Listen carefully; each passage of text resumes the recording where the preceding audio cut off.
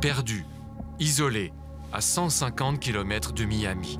Face aux contraintes, aux restrictions, des délinquants se sont réfugiés ici, une ancienne plantation de canne à sucre qui s'appelle désormais Miracle Village.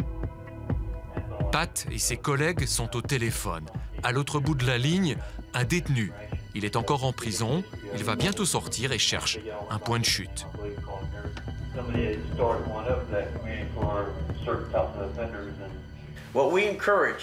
Nous encourageons les gens qui veulent venir ici à aller à la mosquée, à l'église, à la synagogue. C'est à eux de choisir. Mais nous voulons des gens qui ont Dieu dans leur vie, car ils ont une tendance à réussir, les autres plutôt à échouer. L'homme est un délinquant sexuel, mais cela ne gêne pas grand monde autour de la table. Nous sommes tous des délinquants sexuels. Des délinquants sexuels qui se sont promis de ne pas recommencer, de changer leur vie. Et nous prouvons que c'est possible.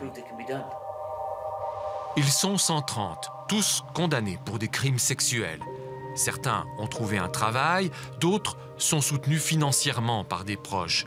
Tous comptent sur cette communauté pour essayer de s'en sortir.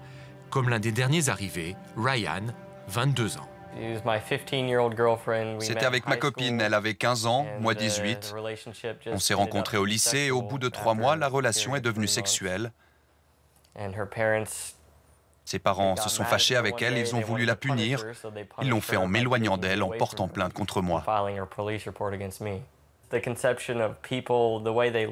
Les gens ici en Amérique voient les délinquants sexuels comme des sous-hommes, une sorte de lépreux d'aujourd'hui. Personne ne vous accepte.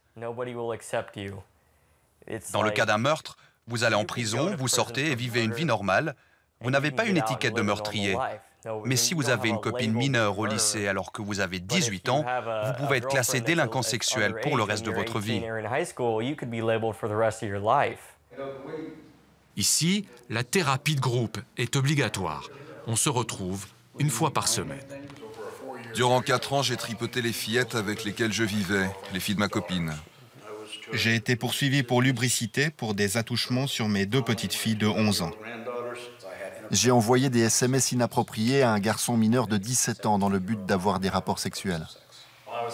J'ai été condamné pour exhibitionnisme, pour m'être exhibé devant ma fille de 4 ans.